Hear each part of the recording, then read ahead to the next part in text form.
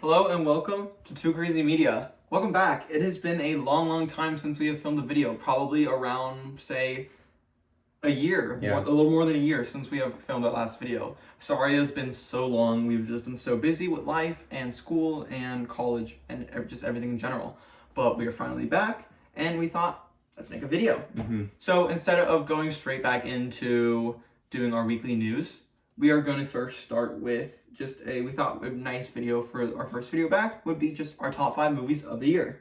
It is now July, so halfway through the year, so we are halfway through the movies of this year, which means let's talk about some films. We love talking about movies, so let's highlight some films we loved, and specifically our 5 favorites of the year. Now, just a quick disclaimer, this may not be your top 5, and that's totally fine. This is just our subjective lists. Your top 5 can differ in any way. There's nothing wrong. We are not saying that one of our top 5 is exactly what is the best movies of the year. We're just saying these are our favorites. So just seriously, if you have a different top 5, put it down in the comments. Let us know what you love. Just create discussions about movies like what we like to do here. So what we're gonna do is basically we're gonna go through our 5 favorite films of the year, back and forth. I'm gonna do my number 5, then he's gonna do his number 5, then I'm gonna do my number 4, and so on and so forth. Alrighty, so let's begin. I'm gonna start with my number top 5, and my 5th favorite movie of the year is Materialists. This is directed by Celine Song. This came out just last month, just a couple weeks ago. We saw it in theaters, and it is really good. It is so I love Past Lives. Past Lives was one of my favorite movies of the year it came out. It's just an impeccable film that I thought was very deserving of the Oscar, and it is really good. The best part of it was the writing. The writing was fantastic. I think everything Celine Song writes is so beautiful, so well done, well written, and I think the same could be said with Materialist. While it is not as good as Past Lives, it is still really good. I think the best part is the writing. It's just very Shakespearean, the writing.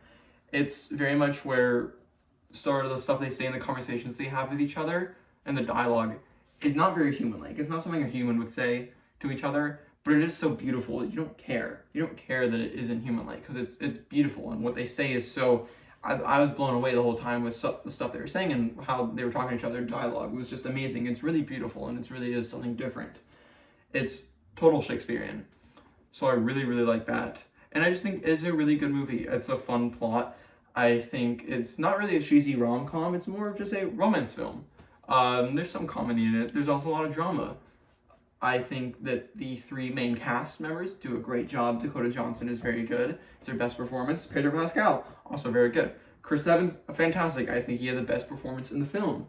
He did a really good job. I always see him as Captain America, but this film helped to kind of just made me realize, wow, he's a really good actor, and I really hope to see him in more that isn't just superhero films and Apple TV original action movies like Ghosted.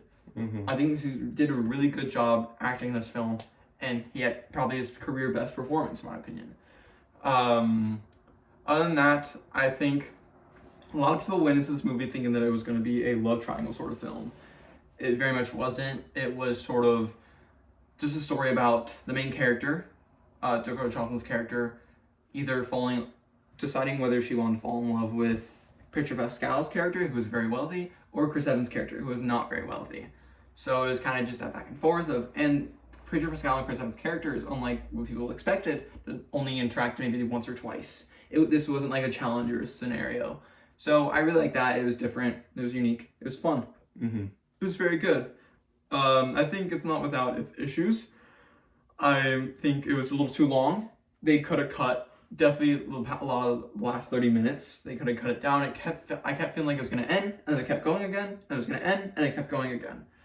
So that was it could have been cut a little bit. And I think there was one plot line towards the latter half of the film that I think was a little too out there for the film. Not out there, but a little too deep for the movie in a way.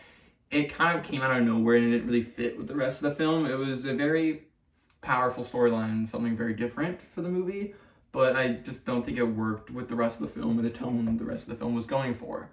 But yeah, it was a very good movie, and that is my number 5.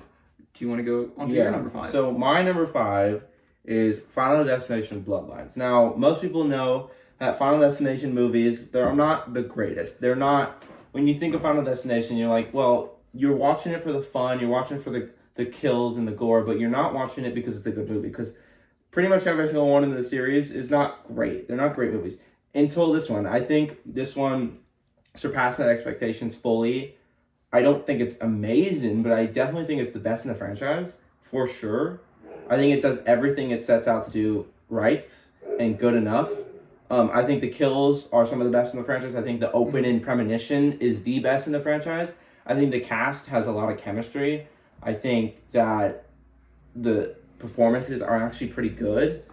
And it, I feel like it also, the movie makes you care for the characters by the end. Most going into one of these movies, pretty much the entire cast is going to die. Yes. Because no one really survives. So usually for all the other movies in the franchise, you never really care about the characters because they either don't get enough time to be fleshed out, or they're just not like relatable or good written well enough. So, but I think in this movie they actually are, and by the end of the movie you actually care about them, and when you see them die in gruesome ways, it's kind of sad because you're like, oh well, I wanted that character to live, but that wasn't going to happen in this franchise. But still, I think this movie surpassed my expectations, and I'm hoping that Final Destination 7 is something that we could get in the future, because I think that'd be great. And I think if this is where they're going to take the franchise, I think it's definitely a step in the right direction. Yeah, I agree. It's not on my top 5, but I really did like Final Destination Bloodlines. I would agree that it is the best in the franchise. And everything you said, I would have said the same on. Great. Alrighty. So I'm going to go on to my number 4, and that is Ballerina. And we actually have the same number 4. Mm-hmm. We have the same number 4 for Movie of the Year. And so we might as well just kind of talk about it together instead of separately. So what I really love about Ballerina is that it's just very, very, very, very, very good. I went into it with pretty high expectations. John Wick is one of my favorite action franchises. I love those films. The fourth one is one of my favorite action movies of all time. So I went in really hoping that it'd be good, but also a little worried because it was not the same director as the rest of those films. And it was not, Keanu Reeves as the main character. I was curious to see how the franchise would survive without Keanu Reeves as John Wick. And answer, it could do pretty well without him. It was really good. Mm-hmm. It was a really fun film. I think Ana de Armas was great as Eve Macaro. Yeah. She's very fun, a great new character. Awesome. I really hope to see more of her in the John Wick universe. The John Wick universe is so cool, and I think this film expands it. While not as much as the other films, I think one of the coolest parts is sort of the combat of this film. Unlike John Wick, who is very gun focused, he's always strapped with so much guns and ammo and just weapons at his disposal that he has with him. But Eve, on the other hand, is put in so many different situations in the film where she has to use sort of the objects in the environment to help her fight. It's very unique fight scenes, from using ice skates as nunchucks to grenades to blow up a hole, to using just grenades as a weapon inside a small little area, cave system sort of room where you wouldn't really expect to use grenades. But it's really creative action scenes, very different from John Wick, but there is really fun. It was less of the total gun fu that we see with John Wick, and more just like kind of comparable to Last of Us Part 2, sort of the gameplay with that, where it's very much going through the levels and the arenas and finding crafting materials to scrounge up weapons and finding ammo and just kind of killing people with whatever means necessary. It felt a lot like that, and it was really fun. Plus, I really liked the whole plot line with all the people in the town being killers. A lot of fun, super enjoyable, very much felt like a video game. The flamethrower scene at the end was awesome. Overall, really, really, really good movie. Yeah. I am pleasantly surprised with it. Definitely met my expectations, and I hope to see more of Ana de Armas' character. It was also nice to see John Wick in it. I definitely didn't expect we were seeing that much of him in the film, but it was well needed. Not well needed, but I think it was. I appreciated it. It was something that people wanted, and I think they delivered in a perfect way. Yeah, I agree. So, yeah, do you have any other comments on Ballerina? I think you said everything I was going to say. I think Ana de Armas did a fantastic job carrying the movie. I think it was something people were skeptical about, how would a movie in the John Wick universe do without him as the main character. But I think she does a fantastic job. Yeah. And yeah, like you said, I hope she comes back. I hope they do more with that character, because I think there's a lot of potential there, and I think it's great. Alrighty. I'm going to go on to my number 3. Alrighty, so my third favorite movie of the year is Mission Impossible: The Final Reckoning. This movie is very good. Again, it's not my favorite or anywhere near my favorite in the Mission Impossible franchise, but we're also talking about an action franchise that has such amazing movies that in their own respective years would be in my top 2 films of the year. Like Fallout and Rogue Nation are 2 movies I love so much, and even Dead Reckoning, which we rewatched right before we saw Final Reckoning. I love Dead Reckoning. I didn't really like that much in the theaters, but seeing it again at home really made me love it a lot. And so while I didn't like Final Reckoning as much as Dead Reckoning or Fallout or Rogue Nation, I still think it was really, really good. It was, I'd say, in the middle of the Mission Impossible franchise for me, sort of in that range. But where it's better than some of the original, the older films, but not as good as some of the other newest movies. I think there's a big issue a lot of people have, and I even agree with this issue, which is why it isn't high on my list, and that is just the first hour was just a lot of exposition. It was just a total exposition dump, just constant, like, oh, we're doing this, oh, we gotta do this. Like, kind of like acting like, oh, maybe the audience is a little dumb. Like, I think they treated the audience like we're not smart, and they had to hold our hands and explain every single thing in maybe the past movie, which I'm sure it came out like last year. Yeah. So we didn't really need a full hand-holding explanation, but it was there. It was a long time. It was almost like in the full hour, the first hour of the film was just like a lot of hand-holding. It didn't really pick up until later in the movie, which when it picked up, sort of when he got into the submarine, that's when it really, really, really picked up for me. That's when it became total classic Mission Impossible, like awesome. Some of the best action I'll ever see because it's practical. Just real high stakes, high action, really cool stunts. Tom Cruise just being awesome as ever. It really was just a fun movie. I enjoyed the heck out of it. It was just the full last act was a blast. The submarine scene, insane, shot like a horror film. So cool, so unique. The plane scene at the end, insane. One of the coolest action scenes ever put to a film. It's so impressive. It's so crazy that was all practical how he did that. My jaw was on the floor the whole time during that scene. You're on the edge of your seat the whole time. It's awesome. I think one of my other sort of gripes, sort of nitpicks with the film, and it's not really something that really tears it down for me. It's just more something I wish was in it, and that's just every single other past Mission Impossible films, at least the past couple that we've had, have had all such great car chases. Car chases are such a synonymous thing with Fast and Furious, like I feel like with Fast and Furious movies themselves. The car chases are so big in Mission Impossible. They're so grand, like in the last couple of films, they are massive. From the Rome chase and Dead Reckoning, which is, in my opinion, one of the best car chases of all time, to the BMW car chase in Rogue Nation, to the BMW car chase in Fallout. The car chases are awesome. They're so cool. They're high adrenaline, high octane, super cool stunts, drifting everywhere. It's all practical. It's awesome. They look awesome. And so for this film not to really have any was a little disappointing. There was one towards the end, but I wouldn't really call it a car chase because it was maybe for like 5 seconds, and then maybe like a minute into it, one of them already flips over and it's over. So a little disappointing. That I think is the one thing I wish the movie had, because car chases have been a staple for Mission Impossible, for me at least, for the last couple films. I guess you got a plane chase instead. You got a plane chase, which is still really, really good. It's still really cool. Made up for it a lot, but I do wish we got a car chase somewhere in there. Maybe that tunnel chase would have been a little longer. I would have liked. But that Mission Impossible is my number 3. Do I think we're gonna see another Mission Impossible movie? That's a question I have.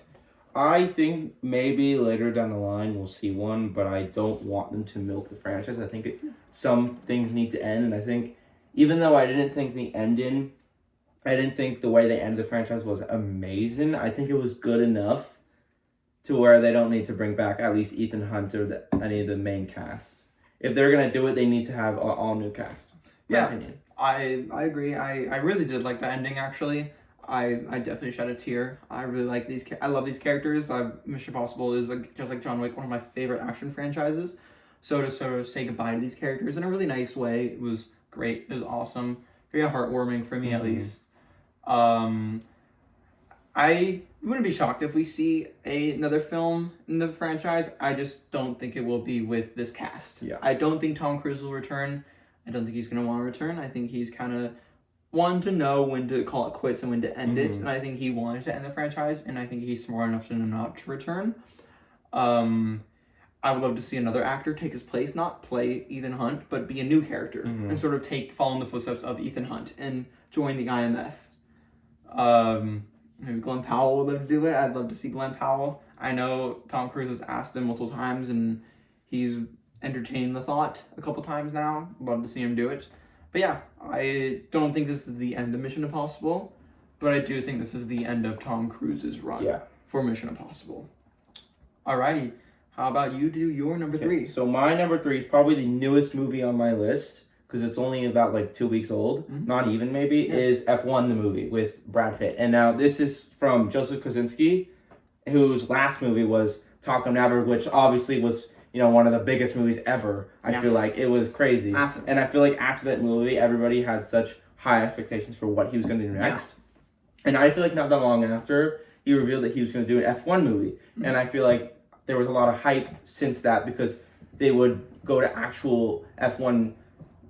Yeah, they drove in the actual Brad Pitt would laps, drive there, and which they was would very drive cool. other people, It was kind of like accidental promotion, but it ended up like not, they didn't mean to promote it that way, but it just happened. Yeah. So, and it just helped in general. But in terms of the actual movie, I think it was fantastic. I don't think it's as good as Top Gun Maverick, but I think it has the same kind of energy where it's like, this is like the movie of the summer. This is like the movie that everybody wants to see because it's great.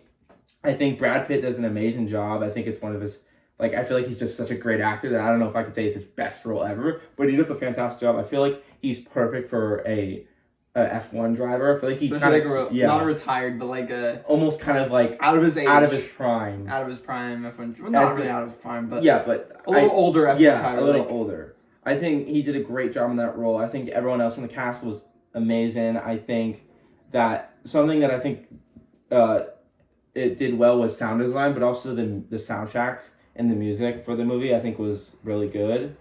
And it helped elevate the movie even more. I think the way they shot all the driving scenes was great. I think the movie was a little long, but I think the length was good. I actually think that it was a perfect length. I don't think it needed to be longer. I didn't think it needed to be shorter. I mean, I don't feel like I have much to say. I think it's just an all-around good movie that it doesn't have that many flaws. I think there's some problems with the writing here and there, but I mean, like, it's such a fun movie that it's not something that I was, like, too critical about. So, yeah. Yeah. All right, so let's go to our number 2. And, funny enough, my number 2 is actually F1 the movie. I ranked this just a little higher than you did. F1 the movie is one that wasn't really a shock for me, since, like you said, Top Gun Maverick director Joseph Kosinski basically doing the same thing he did with Top Gun Maverick, and instead of it being cool jet shots, it's cool F1 shots. Yeah, it's either putting the camera in the F1 car, and that is awesome. I love F1. I used to watch F1 a lot, like maybe like a year or two ago. I watched it all the time, big into it, and so I was definitely more excited for this movie because I know more about the sport. I know more about the other racers, about the other teams, and just the rules and stuff. So I kind of knew more going into it, and I really, really loved it. It was exactly what I would want from an F1 movie. It was just a lot of fun. Such a fun. It is probably going to end up be. I'm not going to say it might not be, because we've got some big movies coming out this month with Superman and Fantastic Four.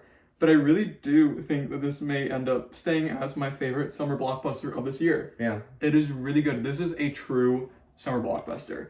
This is exactly what you think of when you think of going to the movie theater in the summer for a big movie that everyone wants to go see. It's making a lot of money, which is great. Apple already is greenlit another one. They already want to do a sequel. Who knows if Joseph Kosinski will return? Maybe, maybe not.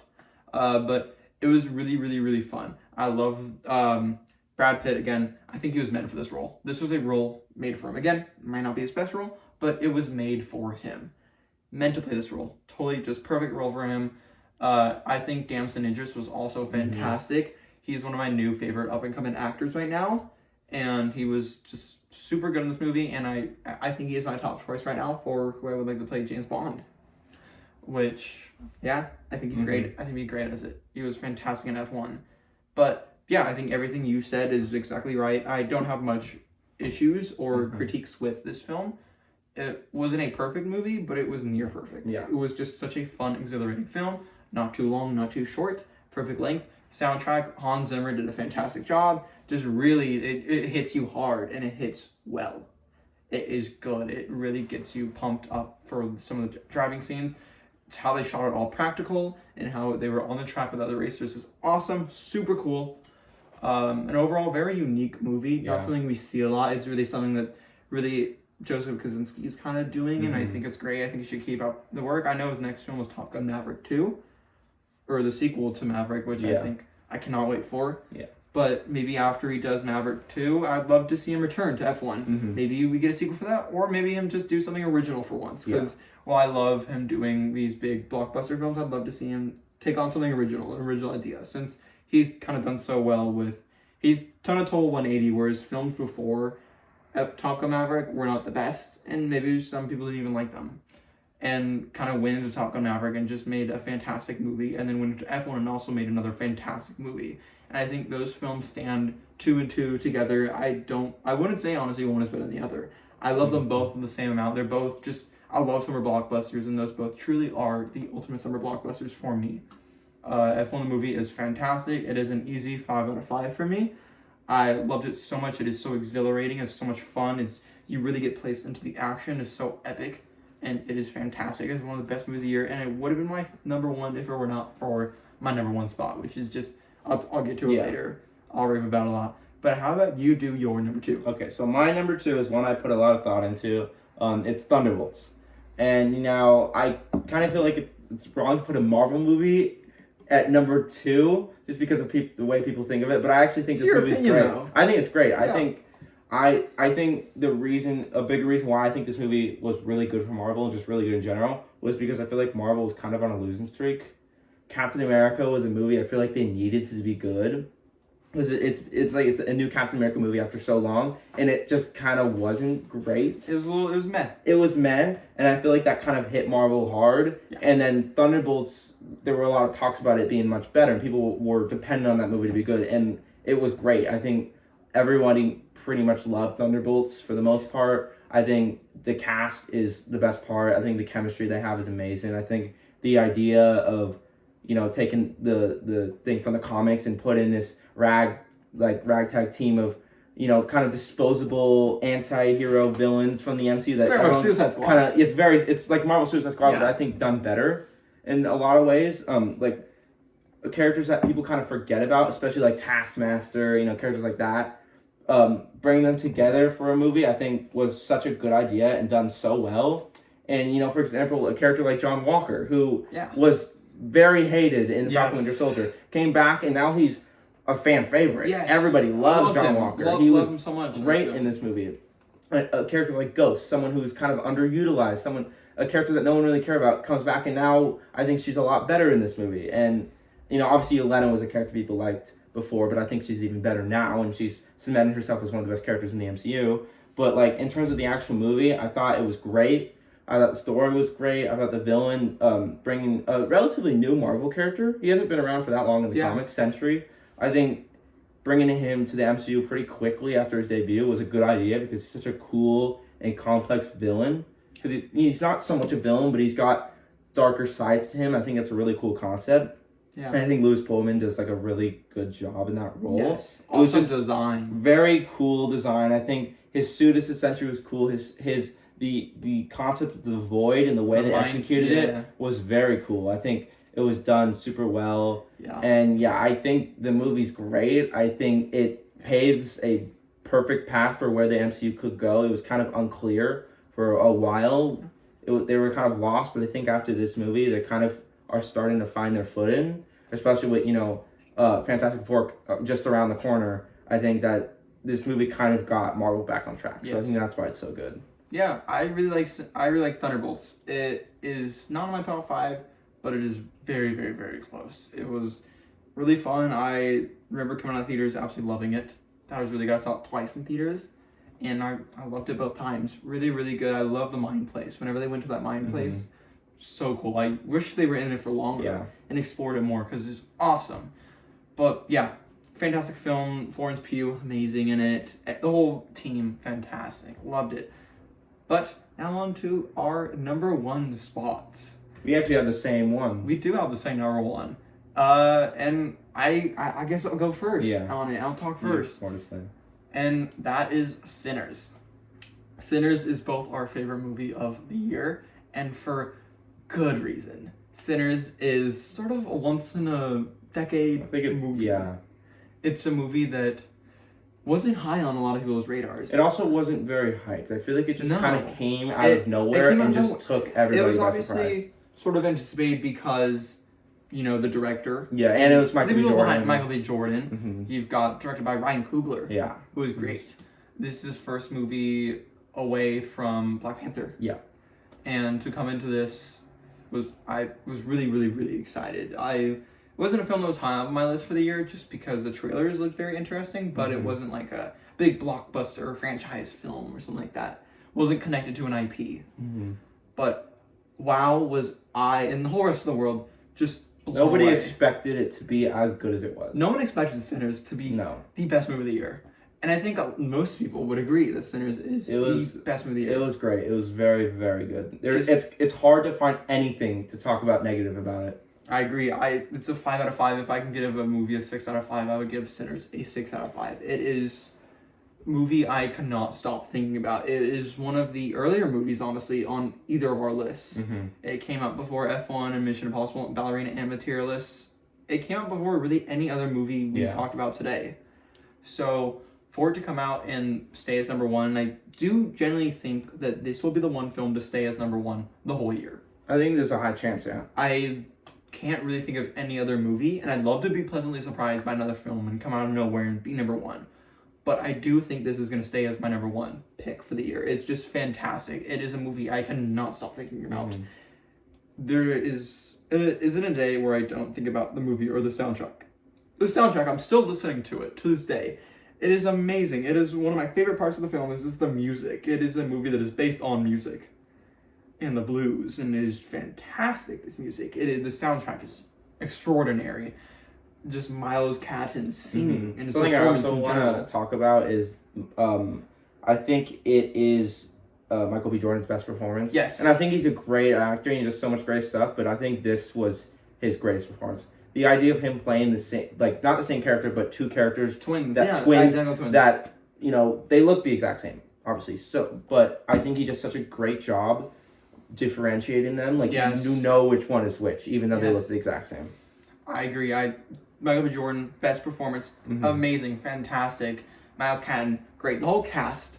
Haley Steinfeld was great too. Great. The whole cast was amazing. It was seriously it's a perfect movie in my opinion. I can't think of anything wrong.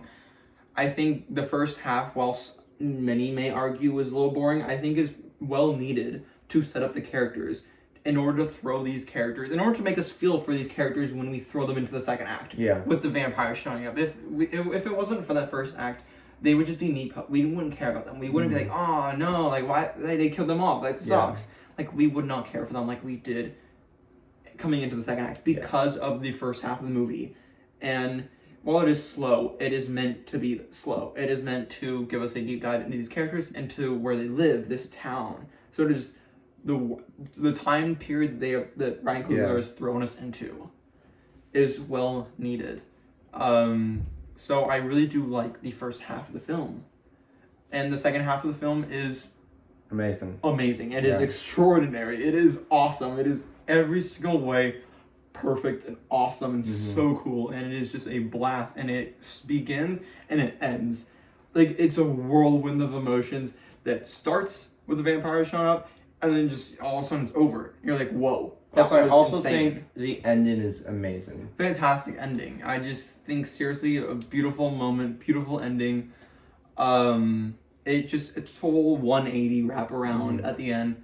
It's fantastic. I loved it. I went in knowing that it was going to be vampires, unlike other people. Yeah. And they did the vampires really, really, really well. I mean, imagine getting a Blade movie like this. Yeah. Would have been so cool. But just really, Ryan Coogler did a fantastic job Michael B. Jordan, fantastic job.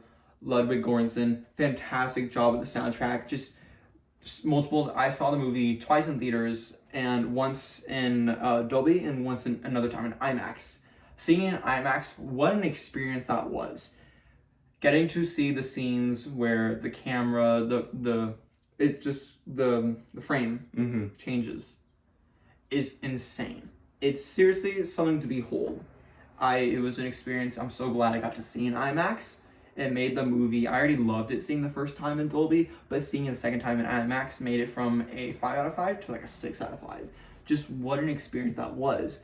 The aspect ratio changing and expanding, especially during the dance scene where you had all the different different eras of music come together, was this insane scene where the aspect ratio expands and the music and just everything going on is seriously magical. It is really the magic of movies, that scene. It's such a powerful scene and one of my favorite scenes of this decade so far. It just is such a special moment and such a special moment to see in theaters, this film. It was came out of nowhere and made so much money. It's one of the highest earning horror movies of all time now, in the top 10. I think it's deserved. So deserving. And I don't think we need a sequel of this. No, but I think it will happen. I think it will happen. But I think if it's as good as the first one, I think But I think it's just such a movie out of nowhere. It's a once in a generation film. I don't even remember seeing trailers for it, which is the crazy part. I remember seeing some trailers, but I never ever thought seeing a trailer that and it was just so good. End up being this. I 100% am certain that this will be nominated for Best Picture. I would love to see it win. Yeah. It is my pick for Best Picture. I do actually think this movie has a chance of winning. We'll see what else comes out, but I think as of now, 100%. 100% gonna win. I love Sinners. It's a movie that I love so much. It may not be in my top 10 of all time, but it is close. And one day, if I watch it again, now that it is on streamers and I really do want to watch it a third time, it could break into my top 10. It is a movie that I just cannot stop thinking about and I love so much and I think is the best of this year. It probably will stay as the best of the year. And Ryan Coogler really did make a masterpiece with Sinners. And it's fantastic. Do you have anything else to say about Sinners? No, I think we said it all. I mean, the movie's, it's amazing. I think everybody should watch it, honestly. I think it's just so good. Needs to see this movie. It's amazing. I cried at the end. I think it's great. Kind of cemented Ryan Coogler as like one of the greatest directors right now. And I'm super excited for what he's going to do next. Because I'm sure after this it's going to be great. He's very much, I already loved him from his past couple films. But this film definitely, like you said, cemented him as one of the new age directors that I just cannot wait to see stuff like Jordan Peele. It's just, he's someone that keeps me like, oh my god, he's coming out with a new movie. I cannot wait. I need to see this. So really, really, really good movie. 5 out of 5, 6 out of 5. Yeah. Just best movie of the year, I think, for both of us. Masterpiece, Sinners is our top 5. So really quickly, we're just going to go over both of our top 5s just one more time, just to give you guys, if you may have forgot, because we've talked a lot. And that should be it. So my top 5 goes Materialist, Ballerina, Mission Impossible: The Final Reckoning, F1, and then Sinners. Mine is Final Destination, Bloodlines, Ballerina, F1, Thunderbolts, and Sinners. Alrighty, so those are our top 5 movies of the year. Again, this is all subjective, all our own opinions. We're not saying that these are outright the best movie of the year. These are just our favorites. If you have a different ranking, different movies, maybe even a whole different top 5, which you very much could. There's some movies that have come out this year. Some really good ones as well that we didn't even get the chance to talk about. So if you maybe have any other films you'd like to highlight and a different top 5 than us, seriously, put it down in the comments below what you think is the best movies. If you agree, disagree with anything we said about any of these films, let us know again. And yeah, we probably should have go back to our weekly news next week with just the weekly news of the week, whatever comes out in terms of video games, movies, TV, and just entertainment in general. Maybe even Halloween Horror Nights, since that's what we kind of got into at the end of before we stopped making videos a couple of years ago. So just look forward to that video next week on Sunday.